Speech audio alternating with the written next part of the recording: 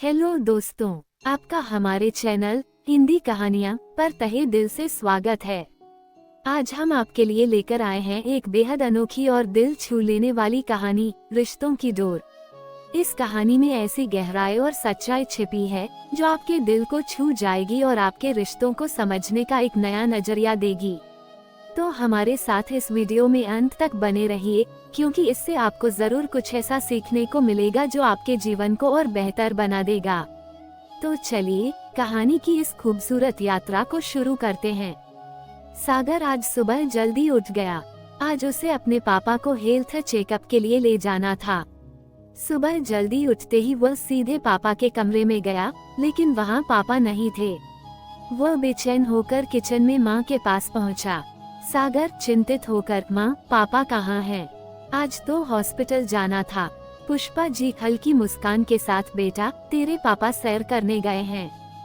सागर परेशानी और हल्की नाराजगी के साथ, माँ आपको पता है उनका बीपी कितना बड़ा हुआ है, ऐसे में उन्हें अकेले सैर पर नहीं जाना चाहिए था।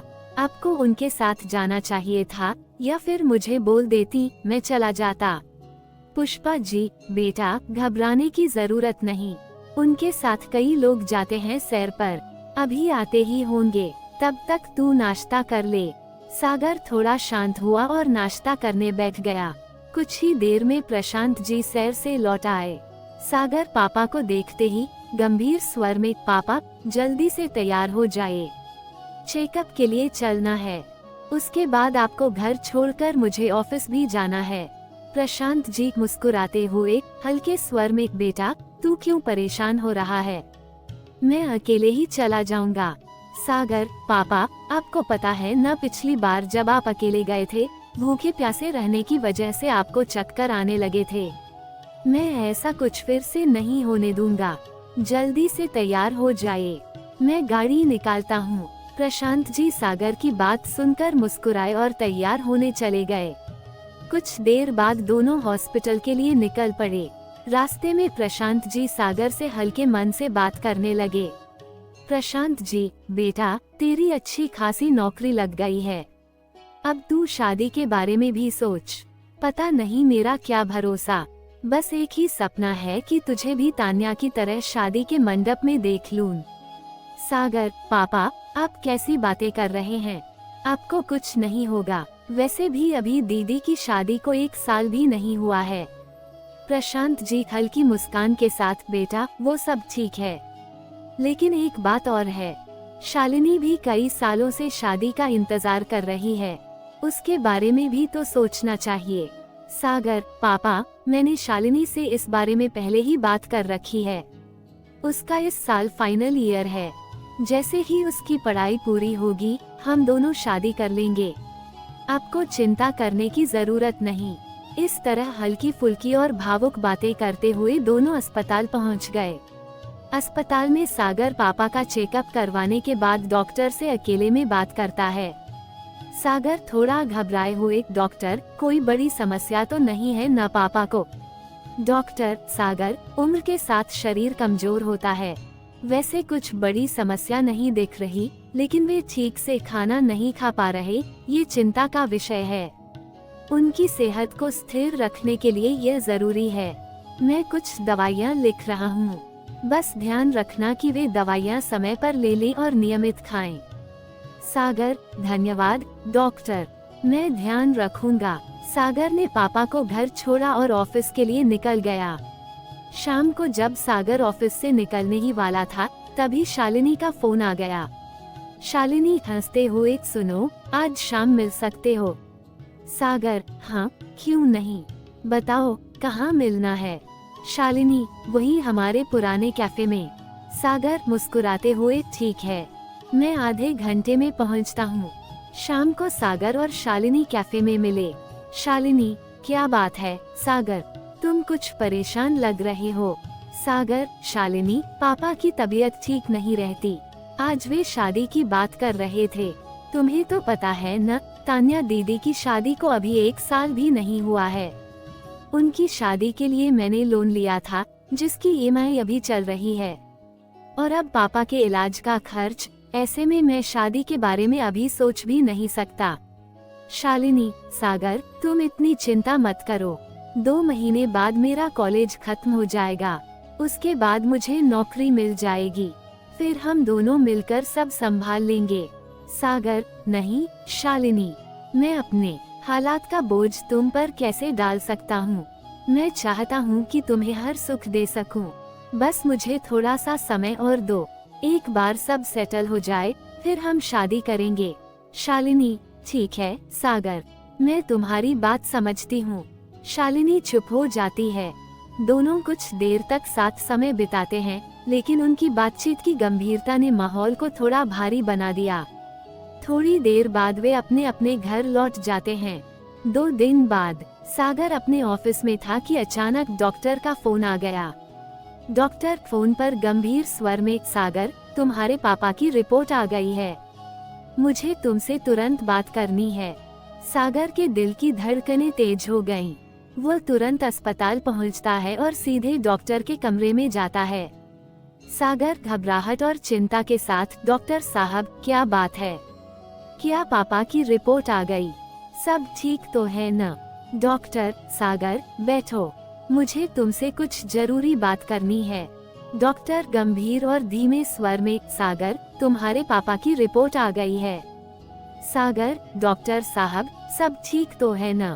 कोई चिंता की बात तो नहीं है?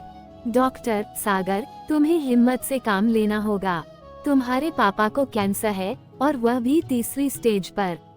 सागर, क्या? उसके पैरों तले मानो जमीन खिसक गई। उसकी आंखों में आंसू भर आए और वह धीरे धीरे कुर्सी पर बैठ गया।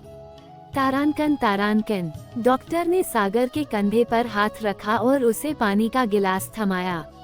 डॉक्टर, सागर ये बात तुम्हारे पिता को मत बताना, उनका दिल पहले ही कमजोर है, ये झटका वे सहन नहीं कर पाएंगे।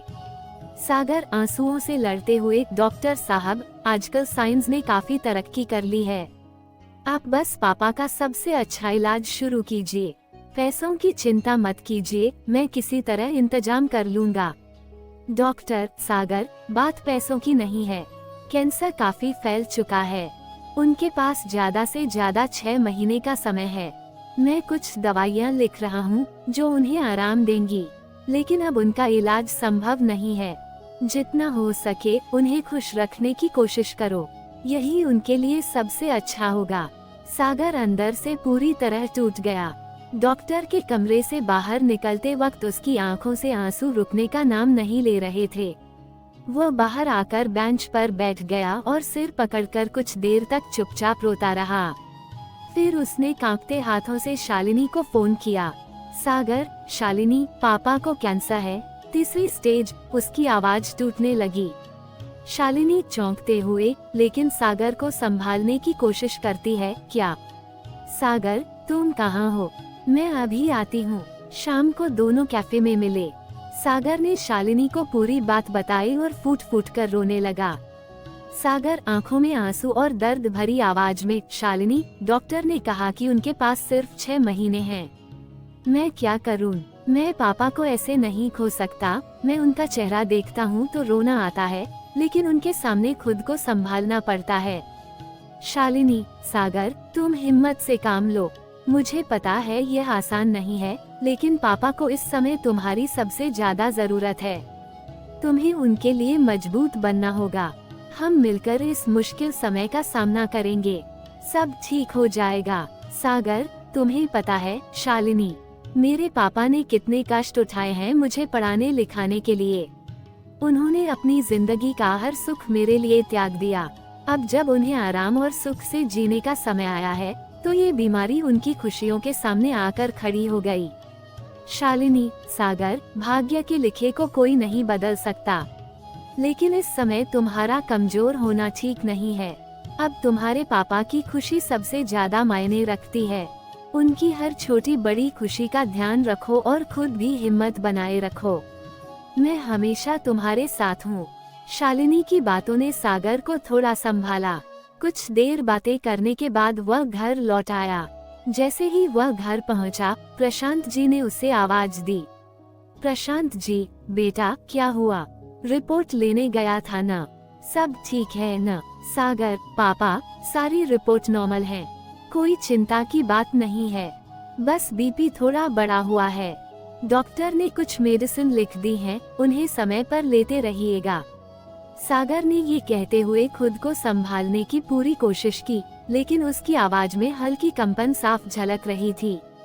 ये कहकर वह चुपचाप अपने कमरे की ओर चला गया। उसके पीछे पीछे पुष्पा जी कमरे में आ गईं। पुष्पा जी स्नेह और चिंता से, बेटा क्या बात है, तू कुछ परेशान लग रहा है, सब ठीक तो है न? सागर अपने आंसू रोकते हुए जबरदस्ती मुस्कुराकर, हाँ माँ सब ठीक है, आप फिक्र मत करो। पुष्पा जी सागर के माथे पर हाथ रखते हुए, ठीक है चल तू फ्रेश हो जा, मैं तेरे लिए खाना लगा देती हूँ।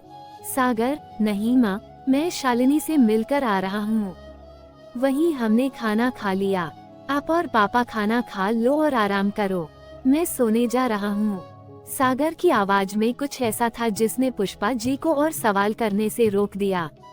वह धीरे धीरे कमरे से बाहर चली गईं। सागर ने अपने कमरे का दरवाजा बंद किया और खुद को बिस्तर पर गिरा दिया। उसके अंदर का दर्द जैसे बांध तोड़कर बह निकला। अगले दिन सुबह सागर घर से ऑफिस के लिए निकला, लेकिन उसका मन काम में बिल्कुल भी नहीं लग रहा था। हर कदम पर उसे पापा की रिपोर्ट और डॉक्टर की बात याद आ रही थी। वो ऑफिस की ओर बढ़ते हुए बार बार ठिठकता और गहरी सांस लेकर खुद को संभालने की कोशिश करता। उधर शालिनी जब अपने घर पहुंची तो वह भी अंदर से पूरी तरह उखड़ी हुई थी। दरवाजा खोलते ही उसने देखा कि उसके पिता हिम्मतलाल जी सोफे पर बैठे अखबार पढ़ रहे थे।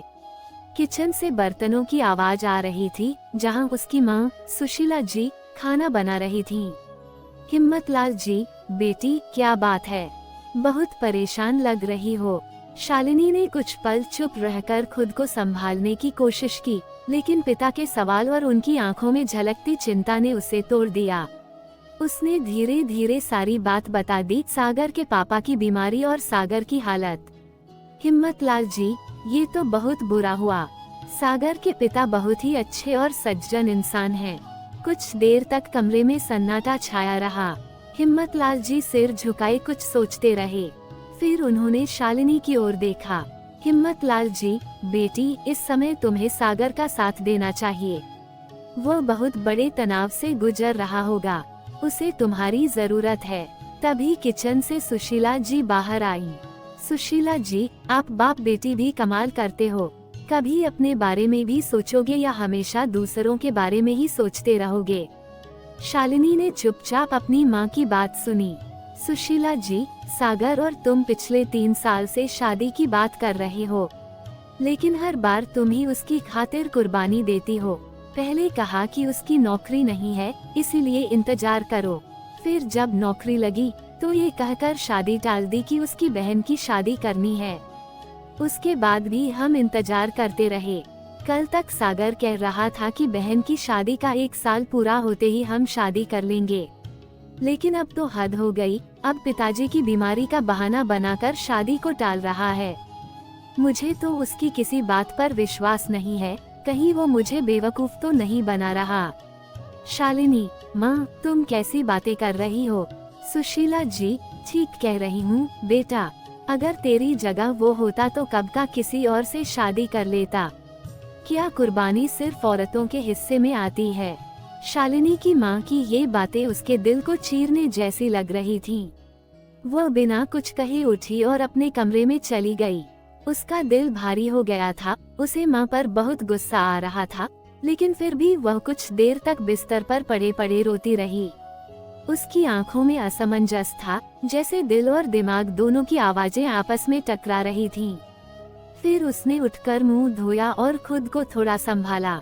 फिर उसने माँ की बातों के बारे में सोचना शुरू किया, लेकिन इस बार उसे गुस्सा नहीं आया, बल्कि कहीं न कहीं शालिनी को माँ की बातें सही लगने लगीं। उसे एहसास हुआ कि 4 साल सचमुच बहुत लंबा समय होता है। अगले दिन जब वह सुबह सोकर उठी तो उसका मन बहुत उदास था। उसे समझ में नहीं आ रहा था कि इस मुश्किल घड़ी में सागर का साथ दे या अपने भविष्य के बारे में सोचे। वह अपनी भावनाओं के बवंडर में फंसी हुई थी और इस असमंजस की स्थिति में वो कोई फैसला नहीं ले पा रही थी। इसी कश्मकश के बीच सागर का फोन आया। शालिनी मन में उलझन और कंफ्यूजन के साथ फोन की स्क्रीन को देखकर सागर का कॉल। शालिनी के दिल में एक अजीब सी बेचैनी थी, लेकिन वह इसे नजरअंदाज करते हुए फोन नहीं उठाती। वो खुद को इतना कमजोर महसूस कर रही थी कि वह सागर से बात करने का साहस नहीं जुटा पा रही थी। इधर सागर, वो लगातार शालिनी से बात करना चाहता था, लेकिन शालिनी ने फोन नहीं उठाया। सागर ने ऑफिस न जाकर उसी कैफे में बैठने का निर्णय लिया जहां वह अक्सर शालिनी के साथ जाता था। उसने एक कप कॉफी ऑर्डर की और कॉफी की गर्मी को महसूस करते हुए उसके दिमाग में कई तरह के ख्याल उमड़ रहे थे। पापा की बीमारी की चिंता उसे घेर रही थी और फिर शालिनी का फोन न उठाना उसे परेशान कर रहा था। उसका आज और भविष्य दोनों ही धुंधले नजर आ रहे थे, जैसे वह किसी अंधेरे में खो गया हो। इधर शालिनी अपने कमरे में बैठी थी। उसकी आंखों में एक उदासी और थकावट थी, जो एक रात की लंबी रोने की वजह से और भी गहरी हो गई थी। तभी उसके पापा हिम्मतलाल जी कमरे में आए। हिम्मतलाल जी चिंता और प्यार भरे स्वर में, बेटा क्या बात है, पूरी रात रोती रही क्या? शालिनी आंखों में आंसू छुपाते हुए, नहीं पापा, बस ऐसे ही। हिम्मतलाल जी, मैं सुबह से देख रहा हूँ, कई बार तेरा फोन रिंग हुआ और तूने उठाया नहीं। कहीं सागर का फोन तो नहीं था? शालिनी, जी पापा, लेकिन मेरा मूड नहीं है उससे बात करने का। हिम्मतलाल जी, लगता है तूने अपनी माँ की बातों को मन से लगा लिया है। मैं यह नहीं कहता कि तेरी माँ गलत कह रही है, लेकिन तुझे उससे शादी करनी चाहिए या नहीं, ये तेरा फैसला है। लेकिन एक गलती जो इस समय तू सबसे बड़ी कर रही है, वो यह है कि उसे इस समय तेरी सबसे ज्यादा जरूरत है। इतने पुराने रिश्ते को एक पल में नहीं छोड़ा जाता, वो भी उस वक्त जब उसे तुझसे सबसे ज्यादा सहारे की आवश्यकता है। हिम्मतलाल जी, घर में वो किसी से बात नहीं कर सकता, अपने दोस्तों से वो कम ही मिलता है। ऐसे में अकेली तू ही है जिसे वह अपना समझकर फोन कर रहा है।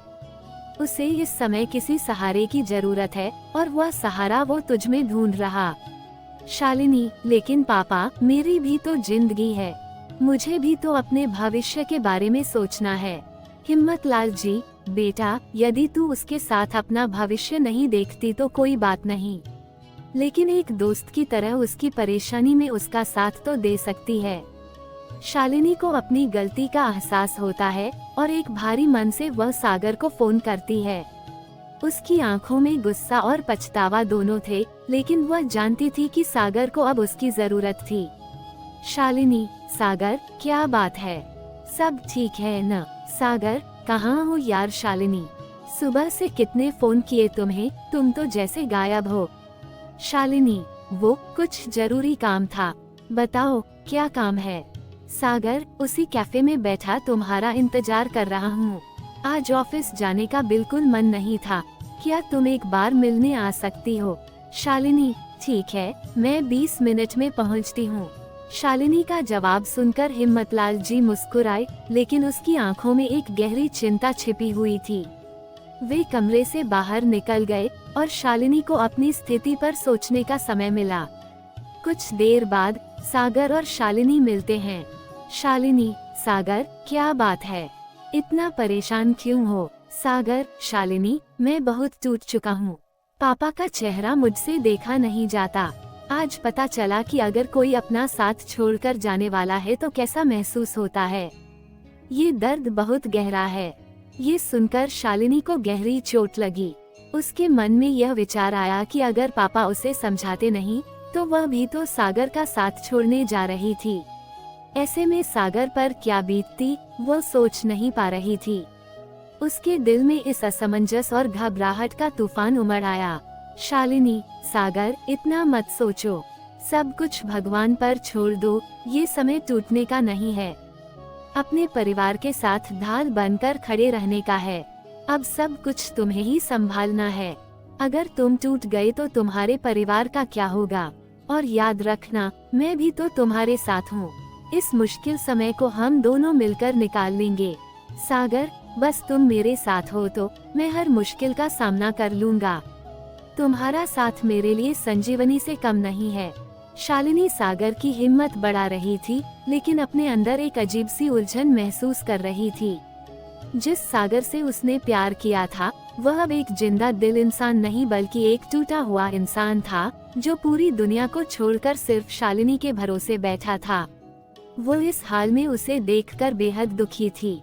पूरे दिन शालिनी सागर के साथ रही, उसे ढांढस बंधाती रही, उसकी हिम्मत बढ़ाती रही, लेकिन वह देख रही थी कि सागर अब पूरी तरह टूट चुका है। ये देखकर शालिनी की अपनी हिम्मत भी धीरे धीरे टूटने लगी। एक तरफ उसकी माँ की बातें और दूसरी तरफ पापा की बातें, दोनों में तालमेल बैठाने की कोशिश करती रही। लेकिन सागर की स्थिति देखकर माँ का पक्ष शालिनी के दिल में भारी लगने लगा। इसी तरह पूरा दिन बीत गया। शाम को शालिनी को घर छोड़कर सागर अपने घर आ गया। अब आगे क्या होगा, ये हम अगले भाग में देखेंगे। क्या शालिनी सागर का साथ देगी या नहीं? इस जटिल मोड़ पर कहानी का अगला हिस्सा और भी दिलचस्प होने वाला है। कहानी को आगे जानने के लिए हमारे चैनल को सब्सक्राइब करें और बेल आइकन को भी दबा लें ताकि अगले भाग की वीडियो का नोटिफिकेशन आपको सबसे पहले मिले। धन्यवाद।